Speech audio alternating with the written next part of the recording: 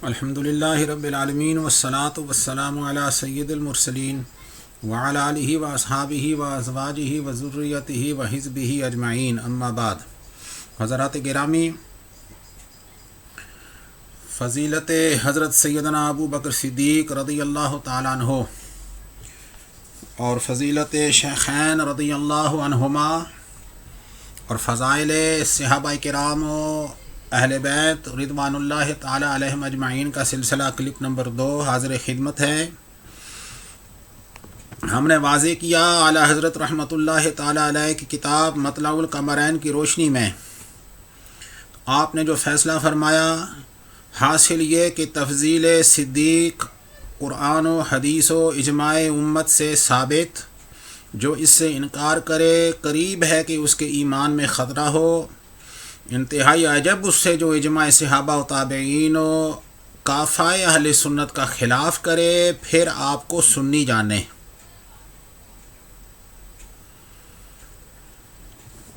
تو جو اس عقیدہ اجماعی عقیدے کا منکر ہے وہ اہل سنت والجماعت سے خارج ہیں اور بدعتی ہے، اور بدعتی کے احکام ہم بعد میں بیان کریں گے انشاءاللہ۔ شان صدیق اکبر رضی اللہ تعالی عنہ ہم بیان کر رہے ہیں۔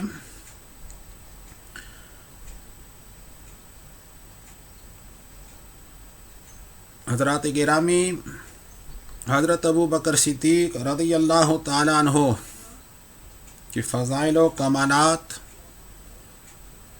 کا احاطہ ناممکن ہے۔ اللہ رب العزت نے فرمایا، جو سچ لایا اور جس نے اس کی تصدیق کی وہ لوگ پرہیزگار ہیں۔ امیر المومنین مولا علی کرم اللہ تعالی وجہہ الکریم اس آیت کی تفسیر میں فرماتے ہیں، جو حق لائے وہ محمد صلی اللہ علیہ وسلم ہیں، اور جس نے اس کی تصدیق کی وہ ابو بکر صدیق رضی اللہ تعالی عنہ۔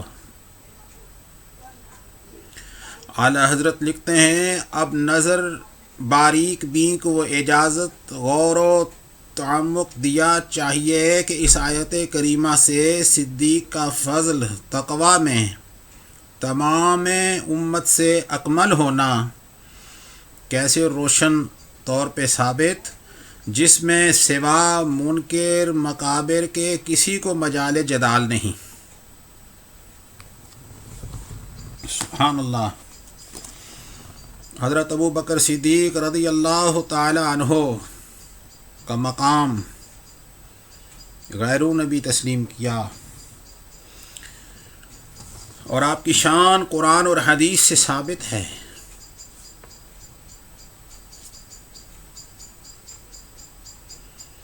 امام ابو الحسن عشری رحمۃ اللہ علیہ فرماتے ہیں، یعنی حضرت ابو بکر صدیق رضی اللہ عنہ کو مقدم امامت کے لیے کرنا اس بات کی دلیل ہے کہ صدیق اکبر تمام صحابہ سے زیادہ علم والے اور بہتر قاری تھے۔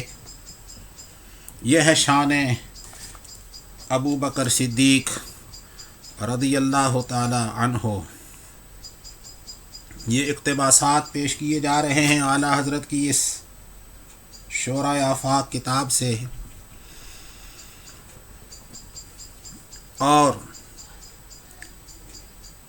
ان فقیروں ہجرت کرنے والوں کے لیے جو نکالے گئے اپنے گھروں اور مالوں سے خدا کے فضل و رضامندی کی تلاش اور اللہ اور اس کے رسول کی مدد کرتے، وہ لوگ ہیں سچے۔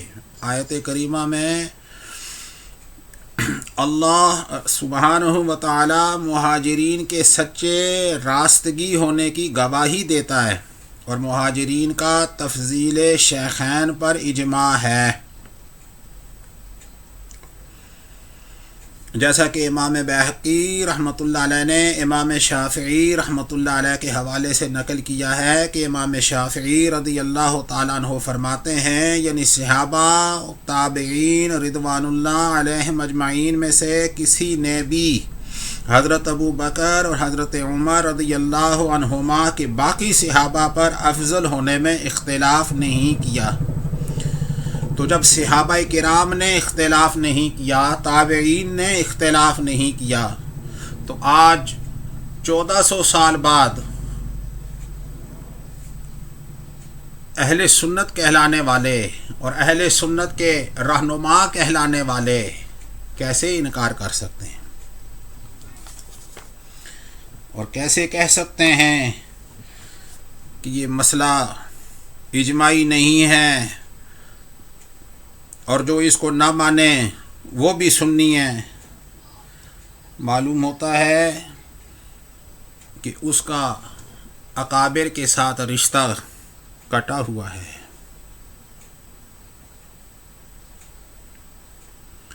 اعلی حضرت لکھتے ہیں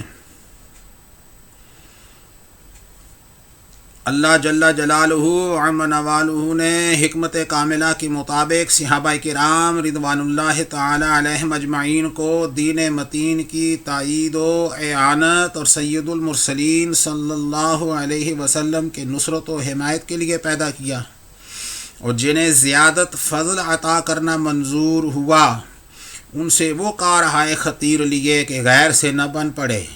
کسی کو سیاست بلاد و تدبیر جہاد و رعایت رعایا و نکایت اعداء میں وہ سلیقہ کامل بخشا کہ جس کے زور بازو نے قاف ناقاف کفر سے صاف اور دین سے معمور کر دیا۔ رعیت نے جو اس کے سایہ حمایت میں آرام پایا کبھی نہ پائے گی، یہاں تک کہ اس کے چہرہ کمال کا غازہ جمال ہوا۔ کسی کو تجہیز جیش العسرہ، وقف بیر روما، زیادت مسجد نبوی، فقراء کی خبرگیری میں ممتاز کیا۔ کسی کو جہاد سنانی میں کمال بخشا۔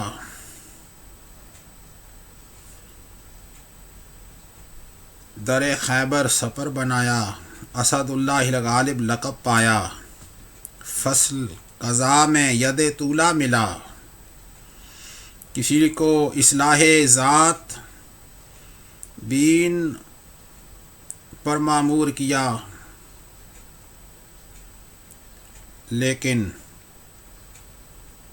حضرات گرامی اعلی حضرت لکھتے ہیں کہ صدیق اکبر رضی اللہ تعالی عنہ کو شریف ترین کارہا یعنی سید المحبوبین صلی اللہ علیہ وسلم پر جانثاری اور حضور کے شمع جمال پر پروانہ واری سے مخصوص فرمایا کہ لوگوں کے اعمال 1000 سالہ ان کی خدمت یک ساعت کو نہیں پہنچے۔ یہاں تک کہ امیر المومنین فاروق اعظم رضی اللہ تعالیٰ عنہ فرماتے ہیں ابو بکر کا ایک دن رات عمر کی تمام عمر سے بہتر ہے۔ شب غار سور کی شب اور روز ارتداد عرب۔ اب ہم اپنے اس دعویٰ کو کہ مصائب شدیدہ احوال منیفہ میں ابو بکر صدیق ہی نے نصرت و حمایت کا کام کیا اور کسی نے ساتھ نہ دیا 10 وجہ سے ثابت کرتے ہیں۔ تو یہ اعلیٰ حضرت رحمۃ اللہ تعالی علیہ نے آگے اس کے دلائل پیش کیے ہیں۔ تفصیل میں جانے کا وقت نہیں ہے۔ یہ اعلیٰ حضرت کی یہ کتاب مطلع القمرین کا مطالعہ کیا جا سکتا ہے، کس انداز سے حضرت ابو بکر صدیق رضی اللہ تعالی عنہ نے حضور پہ جانثاری کا کردار ادا کیا۔ امیر المومنین علی کرم اللہ تعالی وجہ فرماتے ہیں روز بدر ہم نے رسول اللہ صلی اللہ علیہ وسلم کے لیے ایک عریش تیار کیا تھا، پھر آپس میں کہا ایسا ہم میں کون ہے کہ رسول اللہ صلی اللہ علیہ وسلم کے ساتھ رہے اور حضور کی محافظت کرے تا کوئی مشرک آپ کو ضرر نہ پہنچائے۔ سو خدا کی قسم ہم میں سے کوئی شخص رسول اللہ صلی اللہ علیہ وسلم کے پاس نہ تھا سوائے ابو بکر کے۔ رضی اللہ عنہ کہ شمشیر برہنہ کیے حضور کے پاس کھڑے تھے، اور مشرکین سے جو کوئی شخص رسول اللہ صلی اللہ علیہ وسلم کی طرف جاتا اسے دفع کرتے۔ سیدنا ابو ہریرہ رضی اللہ تعالیٰ عنہ فرماتے ہیں ملائکہ نے ابو بکر صدیق کے اس فعل پر مباحات کی اور آپس میں کہا نہیں دیکھتے ابو بکر صدیق کو عریش میں رسول اللہ صلی اللہ علیہ وسلم کے ساتھ۔ حضرات گرامی، یہ ہے وہ مقام، وہ مرتبہ، وہ عزت، وہ عظمت جو خدمت سید الانبیاء صلی اللہ تعالیٰ علیہ وسلم کے سلسلے میں حضرت ابو بکر صدیق رضی اللہ تعالیٰ عنہ کو ملا۔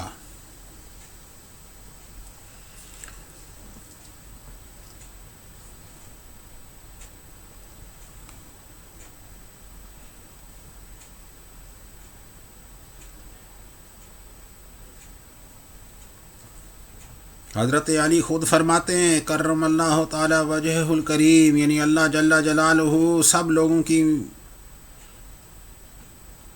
مذمت فرمائے، اور ابو بکر کی مدح و ستائش کہ فرماتا ہے اگر تم رسول کی مدد نہ کرو گے تو اللہ نے اس کی مدد کی۔ جب اسے نکال دیا کافروں نے، دوسرا ان دو کا جب وہ دونوں غار میں تھے، جب اپنے یار سے کہتا تھا غم نہ کھا بے شک اللہ ہمارے ساتھ ہے۔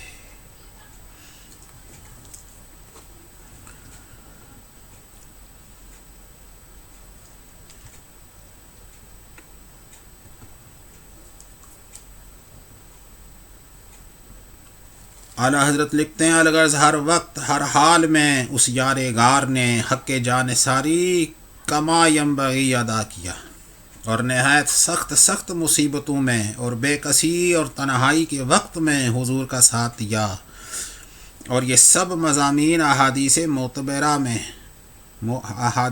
معتبرہ سے ثابت ہیں۔ حضرات گرامی، یہ وہ خدمت کا موقع ہے جو حضرت ابو بکر صدیق رضی اللہ تعالی عنہ کو ملا، اور اعلیٰ حضرت رحمۃ اللہ تعالی علیہ مزید حوالہ جات درج فرماتے ہیں۔ حافظ ابن کثیر رحمۃ اللہ علیہ نے اس حدیث مبارکہ کو مہاجرین و انصار صحابہ کرام کے تقدیم صدیق اکبر رضی اللہ تعالی عنہ پر اجماع پر بطور دلیل پیش کیا کہ آپ لکھتے ہیں اس حدیث مبارکہ کی تائید اس حدیث مبارکہ سے بھی ہوتی ہے جس کو خود مولا علی کرم اللہ وجہہ الکریم نے سرکار دو عالم صلی اللہ علیہ وسلم سے روایت فرمایا ہے کہ مولا علی رضی اللہ تعالیٰ عنہ فرماتے ہیں کہ آقا کریم علیہ الصلاۃ والسلام نے فرمایا کہ میں نے اللہ عز و جل سے 3 بار علی کو مقدم کرنے کا سوال کیا، لیکن اللہ عز و جل اس بات کو نہیں مانا اور حضرت ابو بکر صدیق رضی اللہ عنہ کو مقدم فرمایا۔ اسی لیے حضرت سعید رضی اللہ عنہ سے مروی ہے کہ حضور صلی اللہ علیہ وسلم حضرت ابو بکر صدیق رضی اللہ عنہ پر کسی کو مقدم نہیں سمجھتے تھے۔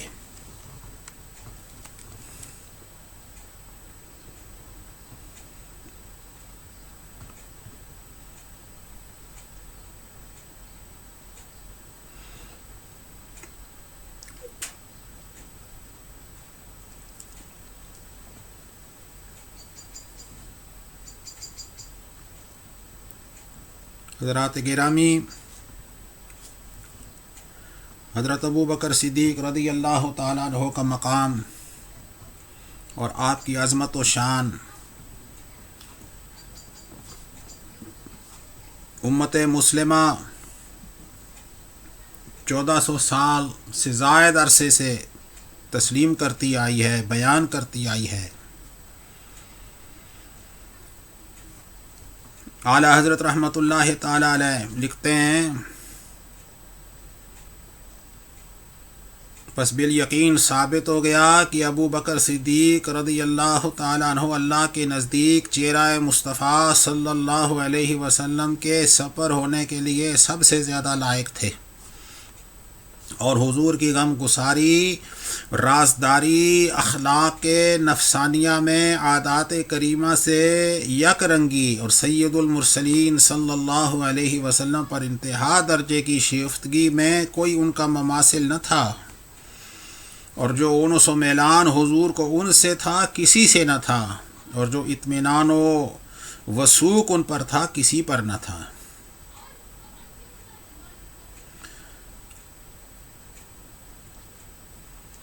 جیسا کہ ہجرت مدینہ کے موقع پر سرکار دو عالم صلی اللہ علیہ وسلم کے آرام کی خاطر غار میں اپنی جان کو خطرے میں ڈالا، جیسا کہ ابتدائے اسلام کے زمانہ کے مصائب و تکالیف سے ظاہر ہے۔ اور حضرت علی رضی اللہ تعالیٰ عنہ فرماتے ہیں کہ حضرت ابو بکر صدیق رضی اللہ عنہ اشجع الناس تھے۔ اب اس سے بڑی دلیل حضرت علی رضی اللہ تعالیٰ عنہ کے ماننے والے کو کیا چاہیے۔ حضرات گرامی، یہ ہے عقیدہ اہل سنت، اور یہ ہے شان صدیق اکبر رضی اللہ تعالی عنہ۔ ایک روز مجلس مقدس میں صدیق حاضر نہ تھے، حضور نے ان کے آنے کی ان الفاظ سے خبر دی کہ اس وقت وہ آتا ہے کہ حق تعالی نے میرے بعد اس کا مثل نہ بنایا، اور روز قیامت اس کی شفاعت مثل میری شفاعت کی ہوگی۔ جب حاضر ہوئے، حضور نے ان کے لیے قیام فرمایا اور پیشانی صدیق پر بوسہ دیا اور گلے لگایا اور 1 ساعت انس حاصل کیا۔ حضرات گرامی، اس حدیث مبارکہ کے راوی خود حضرت جابر بن عبداللہ رضی اللہ عنہ ہیں، جنہیں امام ابن عبد البر رحمۃ اللہ علیہ نے قائلین افضلیت مولا علی کرم اللہ وجہہ الکریم میں شمار کیا۔ یہ ہے مقام صدیق اکبر، یہ ہے افضلیت صدیق اکبر رضی اللہ تعالی عنہ۔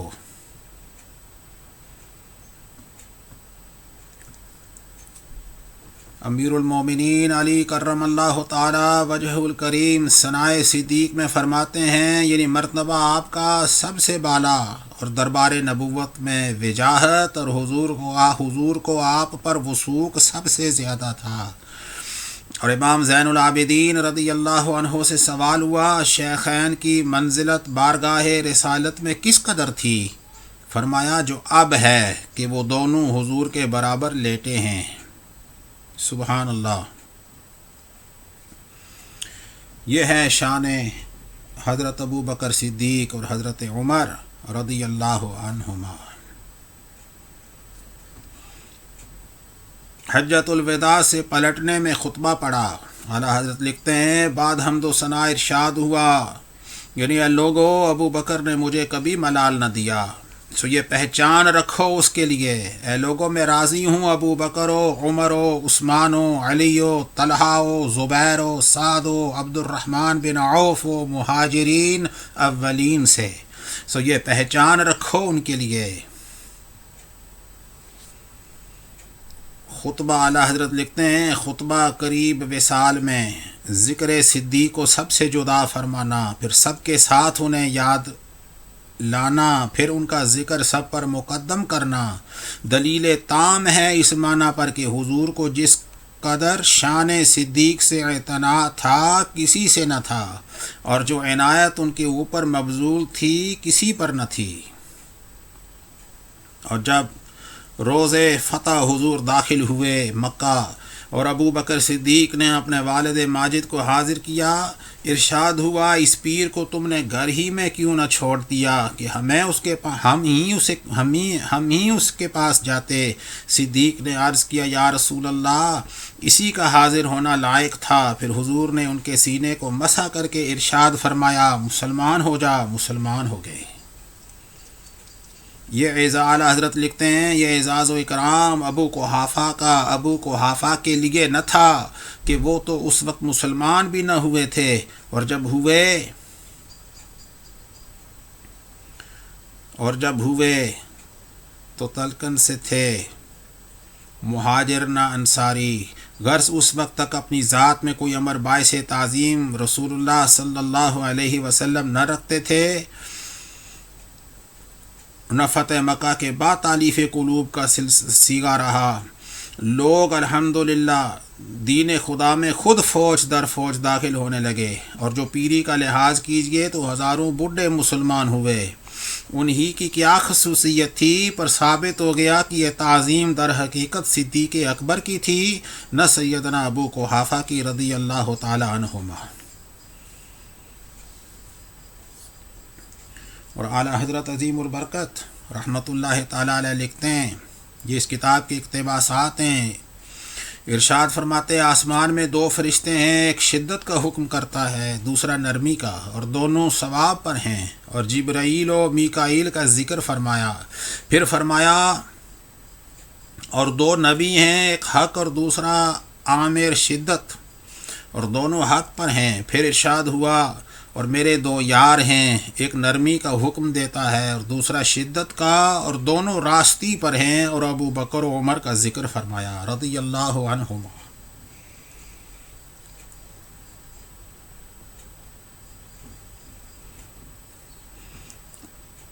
حضرات گرامی، شان ابو بکر صدیق اور شان عمر فاروق اور شان خلفائے راشدین جو اہل سنت والجماعت کی عقائد ہیں وہ ہم بیان کر رہے ہیں، اور یہ سلسلہ جاری ہے۔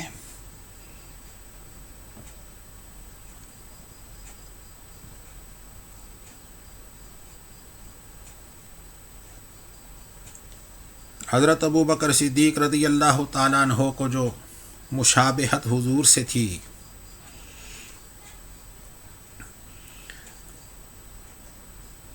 ان کا بھی ذکر اعلیٰ حضرت عظیم البرکت رحمۃ اللہ تعالی علیہ نے کیا ہے۔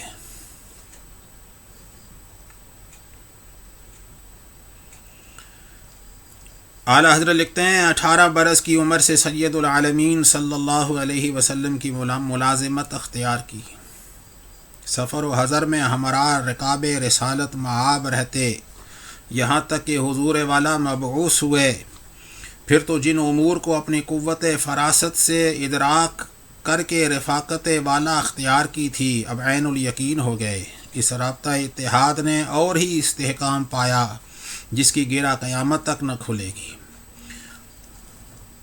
بت پرستوں سے تنفر تمام انبیاء کرام علیہم الصلاۃ والسلام کی طینت میں خمیر کرتے ہیں، کبھی کسی نبی نے بچپن میں بھی بتوں کی تعظیم نہ کی۔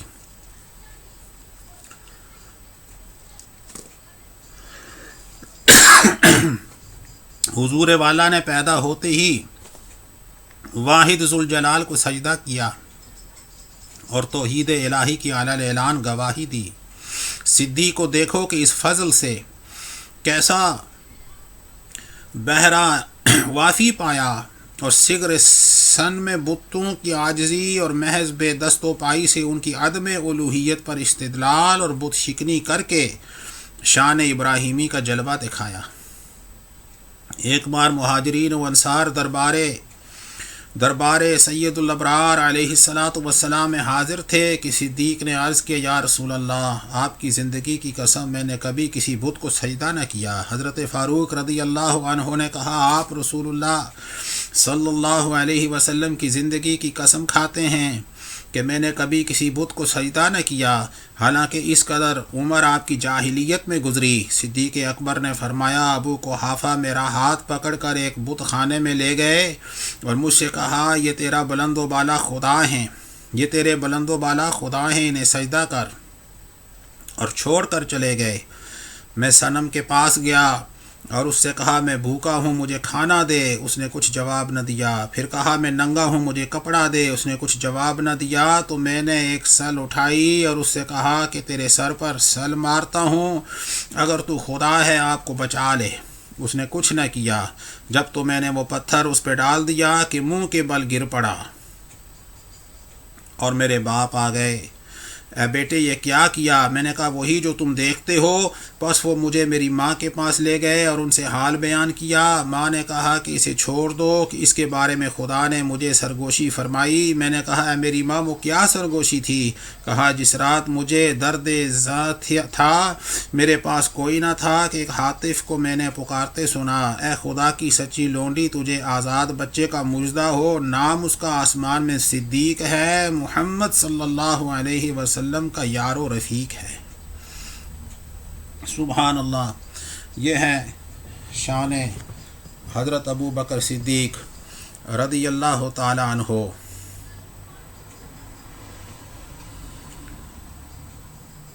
اللہ جل جلالہ نے سید المرسلین صلی اللہ علیہ وسلم کو جامع فضائل کیا۔ اعلیٰ حضرت لکھتے ہیں کوئی خوبی و کمال اگلے انبیاء کو نہ ملا کہ اس کی مثل یا اس سے امثل حضور کو عطا نہ ہوا۔ اسی طرح صدیق اکبر کو جامع خیر کیا کہ سید المرسلین ارشاد فرماتے ہیں صلی اللہ علیہ وسلم، خیر کی 360 خصلتیں ہیں، جب خدا بندے سے ارادہ بلائی کا فرماتا ہے ان میں سے ایک عطا کرتا ہے کہ وہ اسے جنت میں لے جاتی ہے۔ صدیق نے عرض کیا یا رسول اللہ ان میں سے مجھ میں بھی کوئی خصلت ہے؟ ارشاد ہوا شادمانی تیرے لیے اے ابو بکر کہ تو ان سب کا جامع ہے۔ سبحان اللہ، رضی اللہ تعالی عنہ۔ یہ ہے شان حضرت ابو بکر صدیق رضی اللہ تعالی عنہ، اہل سنت والجماعت سباد اعظم کی نظر میں، اور جو اس سے انحراف کرتا ہے اور حضرت ابو بکر صدیق رضی اللہ تعالی عنہ کہ افضل الخلق بعد الانبیاء ہونے کا منکر ہے، اس کا اہل سنت والجماعت سے کوئی تعلق نہیں۔ والحمد للہ رب العالمین، والصلاة والسلام علی سید المرسلین وعلی آلہ واصحابہ وازواجہ وذریتہ وحزبہ اجمعین۔